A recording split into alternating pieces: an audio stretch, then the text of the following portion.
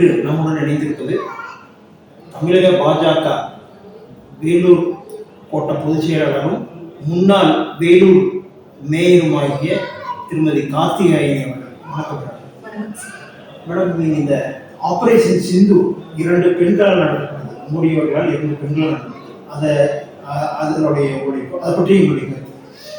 அதாவது ஆபரேஷன் சிந்து வந்துட்டு உலக நாடுகளை திரும்பி பார்க்கும் தன்னுடைய தாய் திருநாட்டில் அக்கால சுற்றுலா சென்றவர்களை மதம் கேட்டு அந்த மதத்தின் அடிப்படையில் அந்த கொடூர சம்பவம் கொலை செய்யப்பட்டார் தீவிரவாதிகள். பாரத பிரதமர் நரேந்திர மோடி ஒரு சூழ்நிலை எடுத்தார். ஏன்னா என்னுடைய தாயாக, என்னுடைய சகோதரியாக, என் மகளாக இருந்த தாய் திருநாட்டினுடைய திருமதியினுடைய குடும்பத்தை அழைத்திருக்கு. அதற்கு தக்க பதிலடியாக தீவிரவாதிகளுக்கு எந்த மொழியில் பேசினாலும் எந்த விதத்தில் புரிய வைத்தால் புரியும் அந்த வழியினை கிட்டத்தட்ட 9 தீவிரவாத கூட பாகிஸ்தான் அழைக்கப்பட்டது என்றால் அது ஒரு சாதாரண விஷயம் கிடையாது. இதுல இன்னும் ஒரு சிறப்பு அம்சம் என்னென்றால், ஒரு பெண் தானே என்று ஒரு பெண் தன்னுடைய கணவர் இழந்த பிறகு என்னையும் கொண்டு விடுங்கள் கேட்கிறாங்க. அப்போ போய் மோடி கிட்ட போய் சொல்லு அப்படின்னு சொல்லிட்டு ஒரு வார்த்தை தீவிரவாத சொன்னதாக அந்த பெண்மணி பதிவு செய்தார். அதற்காகத்தான் தக்க பதிலடியாக மோடி, பாரத பிரதமர் திரு நரேந்திர மோடி அவர்கள் பாரத மாதாவை வணங்குகின்றவர், பெண்களை ஆக்க சக்தியாக, நவசக்தியாக, இந்த நவசக்தி என்ற வார்த்தையை ஏன் நம்ம பயன்படுத்திருக்கோம்னா, துர்கா பூஜையை போல 8 நாட்கள் 9வது நாள் பச்சை தண்ணீரை எடுக்காம முழுமையாக விரதம் இருந்து லோக மாதாவை வணங்குகின்றவர். அப்படி இருக்க நம்மளுடைய இந்திய பெண்களுக்கு இந்த நிலைமையை 26 பெண்களுக்கு நிலைமையை கூட மரணமடைந்திருக்க தக்க பதிலடியாக பெண்களை வைத்து தக்க பதிலடி கொடுத்திருக்கிறது சால சிறந்த விஷயம். இதன் மூலமாக உலக நாடுகளுக்கு என்ன தெரிவித்தார் மோடி அவர்கள் என்றால், இந்திய திருநாடு என்பது முழுக்க அகிம்சை முறையில் விடுதலை பெற்றாலும் நாட்டு மக்களுக்கு எந்த ஒரு கெடுதலும் வராமல் எல்லை தாண்டிய பயங்கரவாதத்தை யார் செய்தாலும், தீவிரவாதிகளை எந்த இடத்தில் இருந்தாலும் அவங்களுடைய வேறறுப்பேன் என்று ஒரு சப்தம் பெற்று உலக நாடுகளும் இதை ஒத்துக்கொண்டு உற்று நோக்கியது. தன்னுடைய நாட்டுக்காக, தன் மக்களை காப்பாற்றுவதாக இந்த ஆபரேஷன் சிந்து சிறப்பான வழிமுறை என்று உலக நாடுகள், உலக தலைவர்கள் கருத்து தெரிவித்தார். நீங்க ஒரு பெண்மணி அப்படிங்கிறதுனால அதை உங்களுக்கு பெருமை சேர்க்கிறதா? மேலும் இந்தியாவில் இருக்கிற பெண்மணிகள் எல்லாத்துக்குமே இது ஒரு பெரிய பூஸ்டர். நிச்சயமாக இந்த தாய் திருநாடு தான் நம்ம சொல்றோம். இந்த தாய் திருநாட்டில் பிறந்ததே பெருங்குரிய மாதாவா நினைக்கின்ற ஒரு விஷயம். இந்த ஆபரேஷன் சிந்து மூலமாக பாரத பிரதமர் திரு நரேந்திர மோடி அவர்கள் இரும்பு கரம் கொண்டு பாதுகாப்பு பெண்களுக்கு முதல் உரிமை கொடுத்து காப்பாற்றுவார் எண்ணத்தை எங்களுக்கு ஆணைத்தனமாக வித்திருக்கிறார் பாரத பிரதமர் திரு நரேந்திர மோடி அவர்கள். இந்தியாவில் பிறந்தது நாங்கள் பெரும் பாக்கியம் என்றால் பாரத பிரதமர் திரு நரேந்திர மோடி அவர்கள் ஆட்சியின் கீழாக பெண்களுக்கு உறுதியாக பாதுகாப்பு, மரியாதை, அங்கீகாரம் கொடுக்கிறது. மிக தெளிவாக இந்த விஷயங்கள் கொடுத்திருக்கு, நம்பிக்கை கொடுத்திருக்கிறார். பெண்களுக்கு 33% இடஒதுக்கீடு அரசியல் என்பது மற்ற அரசியல் கட்சியை பொறுத்த வரைக்கும் சும்மா ஒரு வாய்வார்த்தை மட்டுமே, சும்மா அந்த அரசியல் டைம் பேசுவாங்க. ஆனா மோடி அவர்கள் பெண்களை முன்னிறுத்துவது இது எப்படி? உலகத்திலேயே தலை சிறந்த கலாச்சாரம், பண்பாடு, தாய் திருநாடு சொல்லுகின்ற உலகத்திலே இந்திய திருநாட்டில் தாய் திருநாட்டாகவும் தாய்மொழியாகவும் பெண்ணை வணங்குகின்ற, நதிகளுக்கு தாய்மொழியாக பெண்களுடைய பெயரை வைத்து வணங்குகின்ற நாடாக இந்தியா.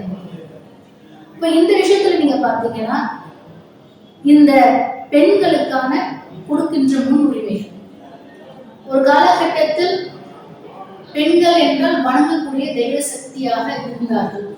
பெண்ணியத்தை போற்றுகின்ற பாரத திருநாடாக உலகத்திற்கு எடுத்துக்காட்டாக இருந்து கொண்டிருப்பது பாரத திருநாடு இந்தியா.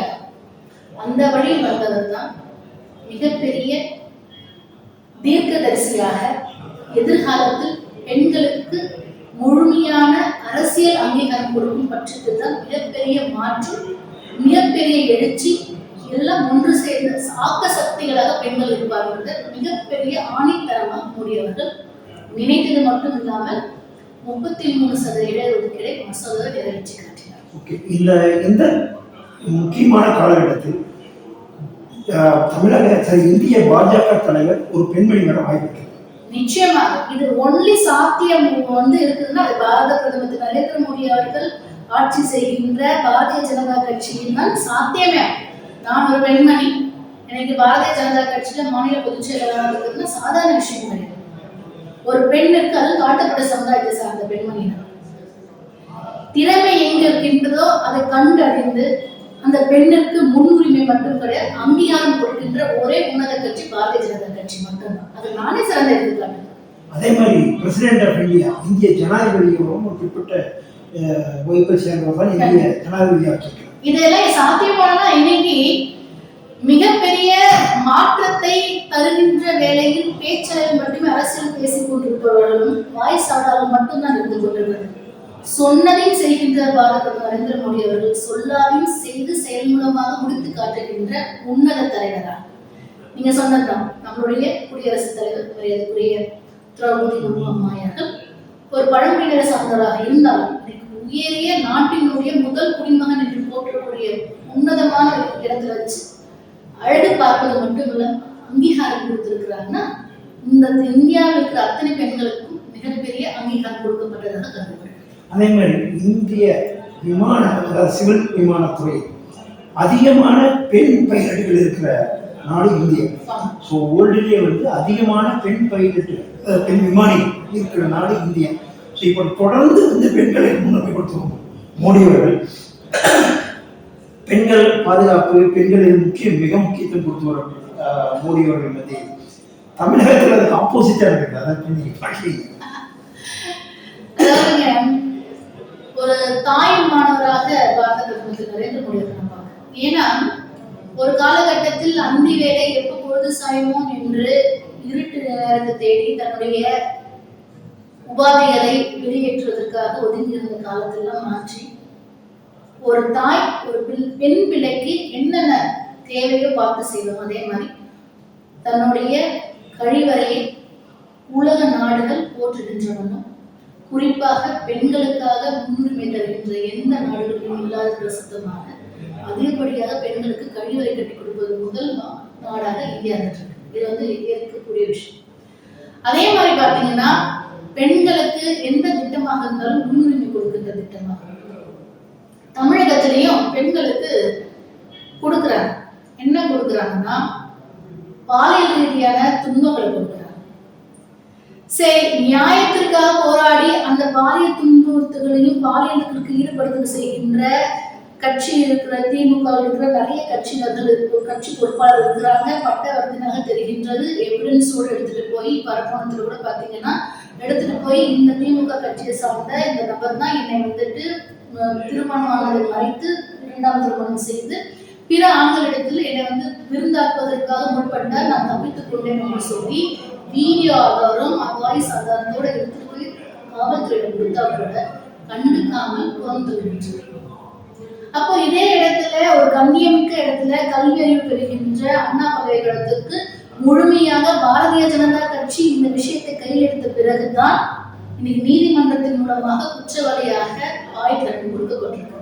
அப்போ ஒரு பெண்ணிற்காக குரல் கொடுத்தால் மட்டும்தான் நியாயம் கிடைக்குதுன்றே தவிர கொஞ்சம் கூட தன்னை அப்பா அப்பா என்று எல்லாரும் அழைக்கின்றார்கள் வாயிலால் மட்டுமே சொல்லிக் கொண்டிருக்கிறார் முதலமைச்சர் அவர்கள். தன்னுடைய குடும்பத்திற்கு மட்டும் தகப்பனாக வேலை செய்கின்றார், கடமையாற்றுகின்றார், அப்பா என்ற கடமையாற்றுகிறார் தவிர தமிழகத்தில் இருக்கின்ற பெண்களுக்கு அரண்காவலனாக பாதுகாப்பு கொடுக்குவதை தவறி கொண்டிருக்கிறது திமுக அரசாங்கம் ஸ்டாலின் அவர்கள். இது டாஸ்மாக் மூலியமா நிறைய பெண்கள் தன்னுடைய கணவரை இழந்திருக்கிறார்கள். தமிழ்நாட்டில் டேட்டா எடுத்து பார்த்தா கடந்த 4 வருட காலங்களில் அதிகமான இழப்புகள். இதை நீங்க விழுப்புரம் மாவட்டத்திலே கிட்டத்தட்ட பாத்தீங்கன்னா ஒரு 12 பேர் மரணத்தை கள்ளச்சாரத்தின் மூலம், கள்ளக்குறிச்சியில் 60க்கும் மேற்பட்டவர்கள் மரணத்தை. ஆனா இதே திமுகவில் எம்பியா இருக்கின்ற திருமதி கனிமொழி அவர்கள் என்னுடைய திமுகவில் என்னுடைய அண்ணன் திரு ஸ்டாலின் அவர்கள் அரியணை ஏறின பிறகு, முதலமைச்சர் அரியணை பிறகு முதல்ல டாஸ்மாக்கு விதவைகளுடைய கோலங்களே இருக்காது சொல்றாங்க. அவ்வளவு நிலை. அதிகப்படியாக கள்ளக்குறிச்சி மாவட்டத்தில் பார்த்தீங்கன்னா வீதிக்கு 5 பெண்கள் குறையாமல் தன்னுடைய கணவனை இழந்து வெள்ள நிறத்தின் ஆடைகள் அணிஞ்சிட்டு இருக்காங்க. இதுக்கு பதில் சொல்லணும்னு காரணம் இதே கனிமொழி அவர்கள் தான் போன ஆட்சியில், அதாவது அதிமுக ஆட்சியில் இருந்தப்போ விதவைகள் தமிழகத்தில் அதிகரித்து விட்டார்கள், நாங்க வந்தா பட் அதுக்கப்புறம் இப்ப பேசினா அவங்க செய்தியாளர்கள் ஓடி போட்டு குடியேறாங்க. அதாவது சொல்வது ஒன்று செய்ய முடியாம தவிக்கிறாங்க. அதுக்கு அப்படிதான் ஓடிதான் ஒழிஞ்சுக்கணும். இதுல இன்னொரு விஷயம் என்னன்னா, அசாம்ல ஏதாவது கெடுதல் நடந்துச்சுன்னா முதல்ல குரல் கொடுக்குறாங்க. அங்க நிர்வாணமாக பெண்களை ஈடுபடுத்துறாங்க, பெண்களுக்கு பாதுகாப்பு கிடையாது, அரை நிர்வாணம் கொண்டுட்டு வராங்க சொல்றாங்க. பிஜேபி ஆளுகின்ற மாநிலத்தில் இப்படிலாம் நடக்கலாமா, குரல் கொடுக்காம இப்படிலாம் மௌனம் சாதிக்கலாமான்ட்டு பேசுறவங்க தான் சார்ந்த சொந்த தமிழ்நாட்டுல இந்த அவர்களுக்கு அன்னைக்கு மட்டும் கண்ணு தெரியாம. இந்த ஆபரேஷன் சிந்தூர் நடவடிக்கைக்கு அப்புறமா பிரதமர் எல்லா உலக நாடுகளுக்கும் ஒரு குழு வருவார், தனித்தனியாக பிரிச்சு. அதுல பெண்களுக்கு அதிக முக்கியத்துவம் கொடுத்திருந்தார். அது கனிமொழி, இந்த சுப்ரியா சூலே, சரத்பவாருடைய மகள் சுப்ரியா சூலே தனித்தனியாக போனாங்க. இதுல கனிமொழி அவர்கள் இங்கு சென்றாங்க, மாஸ்கோ சென்றாங்க. அங்க அவங்க இந்தியாவை பத்தி ரொம்ப பெருமையா பேசினாங்க. ஆனா திரும்பி அது தொடருமா இல்லை திரும்பியும் இது மக்களால் தேர்ந்தெடுக்கப்பட்ட பிரதிநிதிகள் அவங்களுக்காக இந்தியர்கள் அனைவருமே தேர்ந்தெடுத்து இந்த ஆபரேஷன் சிந்தூரை பத்தி ஒரு முழுமையான தகவலை பிற நாடுகள் எல்லாம் போயிட்டு எடுத்து சொல்றதும், இது எதனால செஞ்சோம், என்ன காரணம், என்ன காரியத்துக்காக, இதுக்காக எதிர்காலத்தில் இந்தியாவோட நிலைப்பாடு என்ன, தீவிரவாதத்துக்கு எதிராக இந்த மாதிரி கையாளப்பட வேண்டும் விஷயத்த பேசிட்டாங்க. இது அவங்க செய்ய வேண்டிய ஜனநாயக ரீதியான பொறுப்பு. அந்த பொறுப்பினை பாரத பிரதமர் மறுக்காமல் கொடுத்திருக்கிறார்.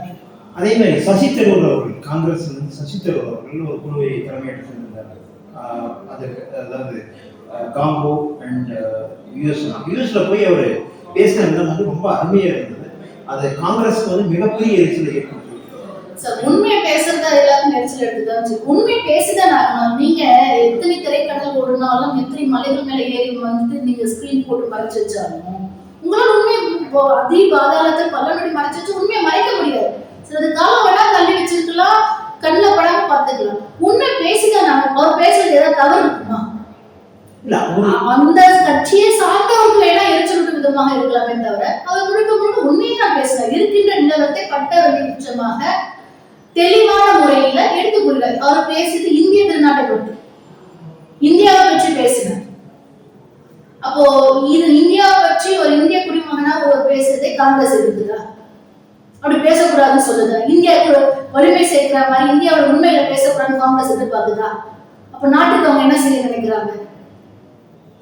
அதே காங்கிரஸ் கட்சி துருக்கி நாட்டில் ஒரு அவங்களுடைய அலுவலகத்தை திறந்து அவங்க காங்கிரஸ் கட்சி அதே துருக்கி தான் பாகிஸ்தானுக்கு சப்போர்ட் பண்ணாங்க. ஒரு பிரஸ் கான்ஃபரன்ஸ்ல அந்த கேள்வியை செய்தியாளர்கள் முன்வைத்த பொழுது அந்த பவன் கேராவும் நம்ம இன்னொரு செய்தி தொடர்பாளர் அதை அவாய்ட் பண்ணிட்டு மைக்கு தள்ளி விட்டு போவோம். ஸோ இது அம்பலப்படுத்தி இருக்கிறதா காங்கிரஸ். அதாவதுங்க, மறைந்த ஜவஹர்லால் நேருடைய காலத்திலிருந்தும், மறைந்த இந்திரா காந்தி அம்மையார் காலத்திலிருந்தும், அதே மாதிரி ராஜீவ்காந்தி அவர்கள் காலத்திலிருந்தும் நாட்டுக்காக நலம் விரும்பியவர்களா என்றால், நாட்டினுடைய வளர்ச்சிக்காக பாடுபட்டவர்களா என்றால், நாட்டு மக்களுடைய நலனுக்காக அரும்பாடுபட்டவர்களா, அதுக்கான திட்டங்களை வகுத்தவர்களா, அதற்காக செயல்படுத்தியவர்கள் என்றால் கிடையாது. தன்னுடைய குடும்பத்திற்காக ஆதாயத்தை தேடியவர்கள் தான் இந்த காங்கிரஸை சார்ந்தவர்கள் இருந்து கொண்டிருந்தார்களே தவிர நாட்டினுடைய நலனுக்காக இருந்தது. அதனால மறைந்த இந்திரா காந்தி அம்மையார் நம்மளுடைய மிகப்பெரிய ஜனநாயக படுகொலை செய்தார். அராஜகமான போக்கில் கையாண்டார் இல்லைங்களா?